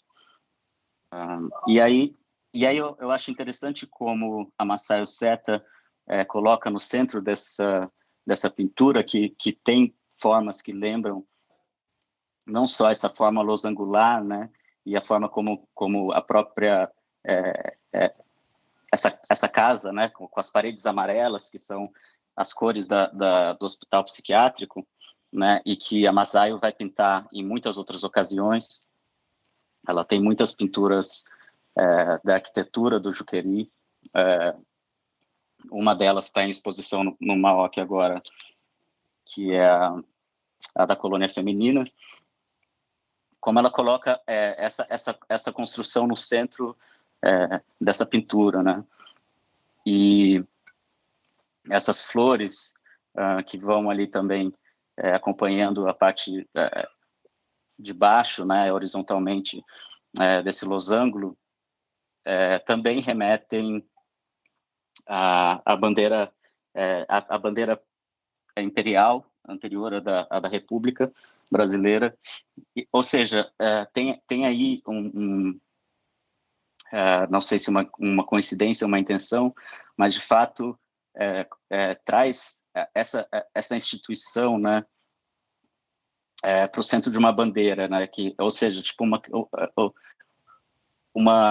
vamos dizer assim, tem algo dessa construção pictórica da Massaio que traz questões que têm sido muito relevantes nos debates hoje, de problematizar, e eu não estou dizendo que ela quis fazer isso, né, mas pensar nisso a partir dessa imagem é um dado interessante, né? Considerando também que a psiquiatria também ela intervém nessa sociedade de Babel, né, dessas transformações urbanas, e que a imigração é uma das grandes eixos de transformação. Pode passar para a segunda, por favor. Certo. Essa segunda imagem é uma imagem que a Fernanda já trouxe, que estava na exposição, né, do Haruki Parta, do Yoichiro Akaba. E o Yoichiro é um outro artista que vai estar na nossa exposição também, com uma participação menor do que a Massaio. E claro, não com essa imagem, não estamos repetindo aqui, mas a pintura, né, cabe dizer aqui que Massaio e Yoichiro foram dos artistas pacientes do Juqueri, dentre os que deixaram mais pinturas, né? A Massaio com 93 na coleção do MAOC, e o Yoichiro com mais de 200 pinturas. E as pinturas mais conhecidas do Yoichiro, ou assim, o tipo de pintura que o Yoichiro mais produziu são pinturas de paisagens de trânsito, né? Paisagens onde você tem navios, barcos, carros e aviões em situações portuárias, e é uma pintura que de fato nos faz pensar, como já foi bastante escrito sobre o trabalho dele, dessa experiência de imigrante, né? O Yoichiro, ele chegou no Brasil na década de 10, na década de 20 ele já foi encaminhado para o Juqueri, onde ele passou o resto da vida dele, mais 44 anos, e onde ele pintou. O Yoichiro e a Massaio me fizeram pensar também nesse paralelismo dessa produção de artistas imigrantes japoneses dentro do Maoki com a produção do Seibi fora, né? A primeira pintura do Yoichiro, datada e que está na coleção, é de 34, se não me engano. E o Seibikai é fundado em 35, né? E dentro dessa... o próprio Osório César escreveu uma matéria sobre uma exposição chamada Arte Japonesa, nos anos 50, no IAB, em São Paulo, em que participam cinco artistas japoneses do Jukeri. Naquela época não tinha Maoki ainda, e o Osório comenta sobre a quantidade de pacientes japoneses no Jukeri, uma quantidade certamente grande, relativamente grande, desculpe, e que faz pensar sobre as relações entre esses imigrantes e o Estado, né? Porque além das políticas de restrição imigratória, houveram também políticas ligadas ao Estado Novo, de assimilação, enfim, de cerceamento de direitos e de assimilação forçada, certo? Então, esse é um episódio interessante dessas, vamos dizer assim, desses conjuntos de produções que estão acontecendo e que em determinado momento se encontram ambas as margens, né? E também tem um certo paralelismo na participação desses artistas em exposições a partir da década de 50, porque, de fato, algumas das exposições dos artistas, algumas das exposições mais emblemáticas das produções dos artistas do Jukeri não contaram com participação de artistas japoneses, por exemplo, a do Kan, a do MASP. Então, na década de 50, em 56, ou 56, se eu não me engano, esses artistas participam de uma exposição, mas que é organizada sobre um tema de arte japonesa, de fato, como uma espécie de uma classificação separada também, né? Mas aqui nessa imagem tem algumas coisas interessantes quando a gente pensa no modernismo, né? No modo como o modernismo vamos dizer, renovou, né, a linguagem formal da pintura. Primeiro, trata-se de um autorretrato, né, do Yoichiro, e que fica... duas questões que são bastante interessantes aí, o modo como ele trabalha a natureza morta. A gente vê do lado esquerdo da imagem esses objetos, né, sobre uma mesinha, e no centro da imagem você tem outros objetos, mas que estão numa superfície plana e estão desenhados de forma plana, bidimensional.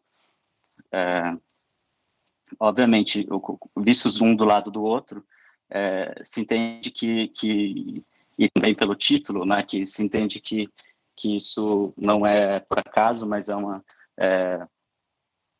decisão. E outro elemento que tensiona essas duas inserções é o quadro na parede, que é posicionado também como uma janela, mas que, de fato, ou quer dizer, né, ou tensiona com a ideia de ser uma pintura, ou ser uma janela, né? E o que nos leva a pensar também sobre a clausura, sobre a possibilidade de ter, de ver o espaço externo, ou não. Mas ali um paralelismo, né, já que eu não trouxe os outros conjuntos de imagens da Masayo, é que a Masayo também pinta situações internas, né, e que são marcadas pela presença do amarelo nas paredes, né, que é o amarelo das paredes do Jukeri.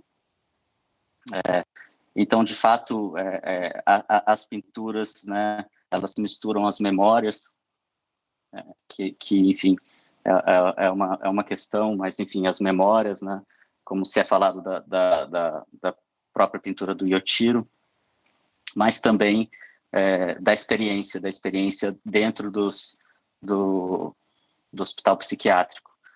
Pode passar para a próxima.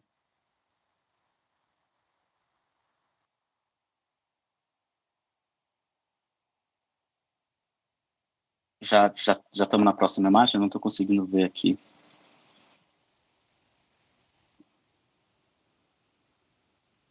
Certo. Se a imagem está correta, a gente tem aí duas pinturas. Não, acho que não. Está mostrando só um slide, tinha duas pinturas. A próxima, a imagem que está agora na tela é um retrato da Massaio Seta pelo Birajara. Sim, não, eu estou vendo, mas aqui o slide tinham duas pinturas e... Qual é a Agora próxima? que eu estou pensando também, não tá aparecendo as legendas, não, que eu coloquei? Ó, na tela aparece a imagem e aí tem a assinatura do artista. Tá, a segunda imagem do mesmo slide. Tá. Só para saber se dá para pôr a segunda imagem depois, mesmo que vocês tenham dividido o slide em dois, não sei. Ah, sim. Tá. Isso, apareceu. Então, dando sequência a essas divagações, né, sobre essas imagens, esse retrato do Birajara, da Massaio Seta, foi pintado há poucos anos antes da Massaio falecer. Ela faleceu em 1990 e agora apareceu outra imagem, né? E é uma pintura feita por outro artista paciente, né, da instituição, e em que ele capta ali um pouco ele capta a individualidade, né, da Massaio, pela postura, pela ênfase nas vestimentas e nos acessórios, que é uma coisa que a própria Massaio tematiza muito nas pinturas dela. Tem uma atenção muito grande aos detalhes das roupas, tem uma grande variedade de vestimentas, sejam vestimentas japonesas ou vestimentas entre aspas ocidentais, ou seja, aqui a gente está pensando também no próprio modo como a Massaio pinta a arquitetura do hospital, e traz essa questão que é bastante discutida, né, sobre o aprisionamento nos chamados manicômios, que é do apagamento da subjetividade, né, mas que também é uma experiência comum quando se olha para a trajetória do próprio Seib, né, dessa etapa inicial do Seib, que é a falta do nome, né, da falta da individualidade, por uma referência a um tipo étnico, né, que esses artistas são referidos como, né. No caso do Seibikai, né, outras exposições já tematizaram isso, no modo como... Oi? Perdão, te atrapalhar. São essas imagens, só as duas que você falou na tela, né? E são mais duas, além dessas, né? Mais uma, né? Odeio ser essa pessoa... Tem mais um último slide depois desse. Odeio ser essa pessoa para te dizer que tem mais 1 minuto de apresentação. Queria muito te ouvir mais, mas a gente vai começar outra mesa já às 4 horas. E aí a gente vai passar mais 1 minuto, depois para as considerações finais de vocês, e vamos entrar com a outra mesa depois às 4. Tudo bem? Perfeito, Elielton. Obrigado. Então, eu concluo com esse espaço construído pelo ateliê, então, e um espaço de encontro, de trocas, E o modo como esse retrato pintado pelo Birajara dá conta de uma relação em que a individualidade, que muitas vezes é vista como uma expressão de resistência nesses espaços de apagamento, se dá pelo nome, pela própria forma do retrato, né? Que eu coloco aí ao lado de um autorretrato o que me parece um autorretrato da Massaio, né? Dentro de um espaço com essa parede amarela, de novo a janela ali em destaque, e um relógio, né? E também uma mesa posta de chá para uma pessoa. E por fim, só para colocar, só para deixar um desfecho, uma imagem, uma pintura da Massaio que está em exposição no MAOC, na exposição de longa duração, em que também ela utiliza em outras pinturas também, e também do grafismo da escrita japonesa, que foi informado na minha visita para o MAOC, é de uma música sobre o retorno para casa, inclusive uma música que foi usada durante a pandemia para chamar as pessoas para quarentena, algo do tipo, no Japão hoje, né? E, bom, essas são informações dos curadores da exposição de longa duração do MAOC, também fica aí como um reforço aos convites do Elielton para a visita ao MAOC. Obrigado. Isso mesmo. Muito obrigado, Yudi, pela apresentação e por trazer essas obras com todo esse cuidado, né, dessa apresentação e dessa leitura das imagens. Agora, eu vou passar a palavra para o Edinaldo, nosso mestre de cerimônias, para que ele possa também nos trazer perguntas do público. Temos algumas, e depois as considerações finais de cada um de vocês que apresentaram hoje. Muito obrigado. E, Edinaldo, a palavra é sua. Olá, meus amigos. Eu vou passar aqui para vocês, meus amigos, vocês curadores, pesquisadores que estão conectados conosco. Tem uma pergunta da Fabiane Valmor. Ela faz o seguinte: como podemos pensar a possibilidade de desenquadrar o artista que produz arte dentro das instituições psiquiátricas? Ou seja, quando ele mesmo, o sujeito artista, diz para o outro, fora do espaço protegido da saúde mental, antimanicomial do seu veículo institucional, ou seja, quando o sujeito artista, nos últimos dias de hoje, diz o local da instituição, por exemplo, o Museu Bispo do Rosário, a qual ele está vinculado, como desemaranhá-lo desta condição de artista, vinculando ao campo da loucura? Aí ela continua com uma próxima pergunta também.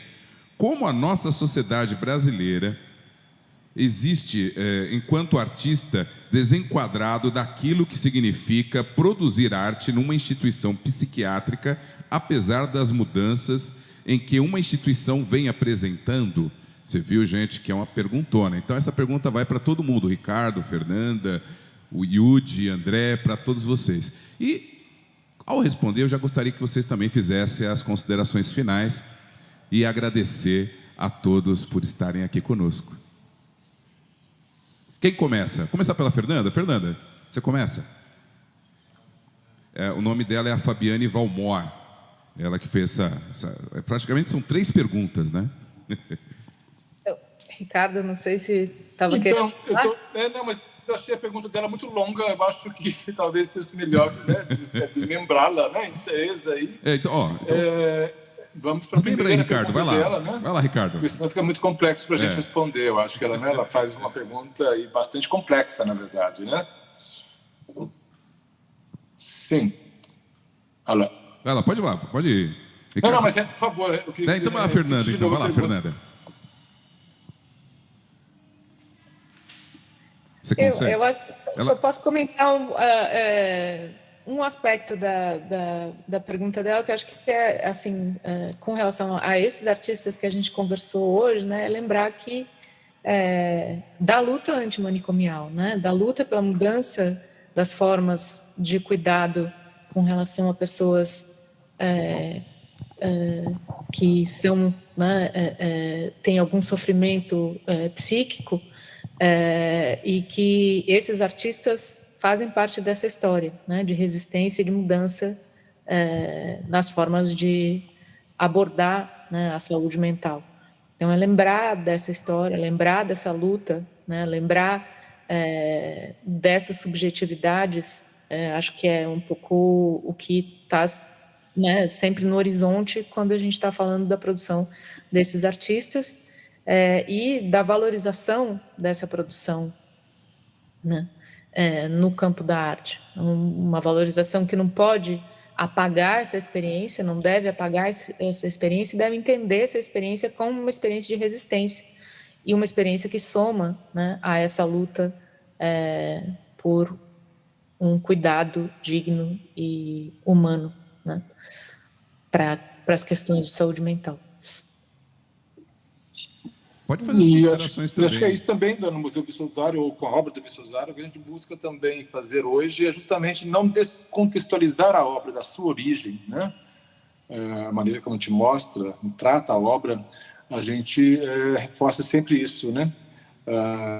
A história do Bispo do Rosário, né? Aonde ela foi feita, né? Realizada dentro de um manicômio, confinado, na verdade. Então, a obra fala sobre isso, e é isso que a gente está tentando, busca hoje, na verdade, mostrar dessa maneira a obra, né? Como essa resistência, né?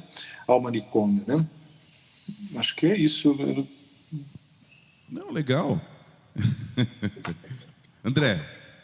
Sim, eu acho que eu complementaria a luta antimanicomial e a contextualização, colocando, acho que a Fernanda também colocou esse termo, o sistema ou o campo da arte, né? É um desafio, né? É parte dessa resistência, mas também é um desafio, talvez, equilibrar ou entender essas duas instâncias institucionais, né? A gente tem a parte psiquiátrica, mas também o campo artístico para além da criatividade ou para além de um fazer, né, contínuo, de uma expressividade, né? Também tá dentro dessa resistência é também estar preparado para as contradições e para as complexidades desse outro sistema que também é o sistema artístico, né? Eu acho que também tem esse parte desse cuidado, né? Ter isso em mente, né? Para quando se aproxima do campo artístico. E acho que, como todos vocês falaram, né, confina também, né, restringe e encapsula nos seus próprios critérios. Né? Verdade. Yudi? Olha, eu perdi a pergunta. Desculpa, eu adorei todas as respostas, mas se puder colocar de novo a pergunta. Para resumir a pergunta, ela fala da questão da identidade desse artista louco, vou resumir, tá? A identidade desse artista louco que produz dentro de um ambiente manicomial. Né? Essa questão da identidade que ele se apresenta enquanto artista louco dentro desse espaço. Né? E aí ela cita como exemplo o próprio Bispo do Rosário, que produziu enclausurado, né? Dentro desse espaço onde ele ficou. E aí ela faz uma pergunta grande, enorme, né? Ela faz uma pergunta grande. E, para resumir, ela coloca aqui, existe, enquanto artista, a possibilidade de divulgar, apesar das mudanças das instituições. Significa o quê? Se essas instituições e esses artistas têm como estar apresentando essas suas obras de artes dentro desses espaços e o valor dessas obras de arte dentro desses espaços. Talvez eu possa falar um pouquinho mais também do que faz o Museu Bispo Rosário hoje, né? A sua política de exposições, né? Onde a gente mostra o Bispo do Rosário e também os artistas do Ateliê Gaia, né? Do sistema manicomial, justamente, né, que hoje são o nosso público, os nossos clientes, né, que frequentam e fazem aquele museu, né? Justamente isso, né? Hoje a gente cria meios, né, de exposições para esses artistas. Agora há pouco inaugurou ontem no Rio de Janeiro a exposição Parada 7, onde a gente tem o Gilmar e o Arlindo Oliveira, né? Então, assim, a gente divulga, a gente apresenta isso para os curadores, a gente leva para as exposições do Bispo Rosário, como essa que está na Paulista, né? Não é só a obra do Bispo Rosário, mas também dos outros artistas que passaram, né, que viveram ali no manicômio, né, e que deixaram as suas obras, né? Então é isso, o museu hoje cria meios, né, de expor esses artistas aí e levá-los, né, para outras exposições como essas aí que nossos colegas estão organizando hoje, né, lá no Sesc Pompeia e no Sesc 24 de Maio, né? Por exemplo, os artistas, né, que foram para Berlim, né, na Bienal de Berlim, fui eu que apresentei a Elisete, na verdade, para o Maok, né, para essa coleção. Então, esse é o nosso trabalho, de fazer essa difusão, né, desses artistas, né? Então, é isso, é o que a gente pode fazer. Não sei se eu respondi, se dá para responder essa pergunta aí, assim, não sei. Mas é isso, o nosso trabalho é isso hoje, né, de fazer essa difusão desses artistas, de contextualizá-los na arte contemporânea, nas exposições, né? Mas também sem deixar para trás, né, esse contexto em que as obras foram produzidas também, né? A gente tem que sempre lembrar isso, né? Obrigado, Ricardo. Eu vou pedir já para vocês começarem a fazer as suas considerações finais, para a gente poder já partir para a próxima mesa. Vou começar por você, Fernanda. Como você começou, você vai ser a primeira também a fazer suas considerações finais. Não, eu só queria agradecer a oportunidade da conversa, da troca com o Ricardo, com o André, com o Yudi, e dizer também que fico muito agradecida pela oportunidade que já tive de visitar o Maok. É imprescindível visitar o Maok, ver a coleção, ver o trabalho que tem sido feito com ela pelos curadores, pelas pessoas que estão responsáveis por esse acervo, né, e que ali tem uma história, né, bem contada e respeitosa com relação a esses artistas. Obrigado, Fernanda. Ricardo, meu irmão, suas considerações. Também queria aproveitar a oportunidade aqui de convidar as pessoas para visitarem essa exposição do Bispo do Rosário. Eu vim, né? Aparição, Impacto e Impregnação, né? Que está encartada no Tal Cultural até dia 2 de outubro. Visitarem essa exposição maravilhosa que está aí no Maok e também visitar o Museu Bispo do Rosário lá no Rio de Janeiro, que a gente tiver a oportunidade de conhecer o nosso museu, o que a gente faz ali. E a próxima exposição que a gente vai inaugurar, de Estela do Patrocínio, é uma outra artista que viveu ali na Juliana Moreira, que deixou uma obra também muito impactante, né? Oral, né? É um falatório, na verdade. A gente vai apresentar agora em outubro essa artista, né, ali no museu. E também visitar o Museu Nisa Silveira, né, o Museu de Imagens Consciente, né, de Consciente, aqui no Rio de Janeiro, também no Engenho de Dentro, que a semana que vem também inaugura novas exposições. É isso, né? E agradecer mais uma vez, então, por essa oportunidade aqui de estar junto de vocês, né, nesse quinto festival. Né? Maravilhoso, muito bom. Obrigado, Ricardo. André, meu irmão, suas considerações. Acho que eu corroboro e fortaleço os agradecimentos e convido todos a nos vemos em outubro na Parábola do Progresso. Obrigado. Obrigado, André. Yudi, meu irmão, suas considerações também. Sim, tem que ser a mesma, né? Eu agradeço todo mundo. Obrigado pelo convite, por estar compartilhando essa mesa. E é isso. Outubro estaremos lá no Sesc. Muito obrigado a todos vocês que estão aqui conosco, o André, que está lá na Bahia, o Ricardo no Rio, Yudi e a Fernanda em São Paulo. Muito obrigado por estar. Eli? Muito obrigado também pela participação de cada um de vocês. Muito obrigado, Edinaldo, por esse trabalho maravilhoso como mestre de cerimônias. E agora teremos uma próxima mesa também sobre questões do modernismo, a partir do Juqueri, sobre psicanálise. Então continue conosco, continue acompanhando. Amanhã também teremos outra mesa, né, no início da tarde e outra no final da tarde.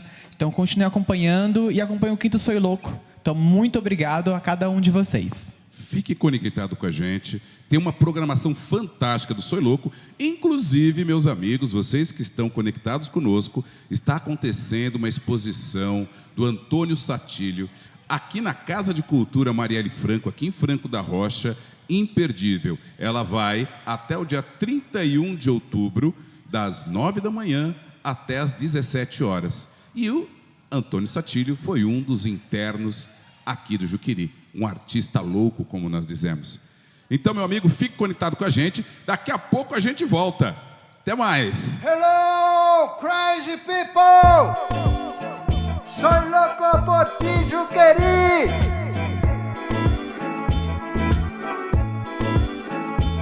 Soy loco por ti, Juqueri!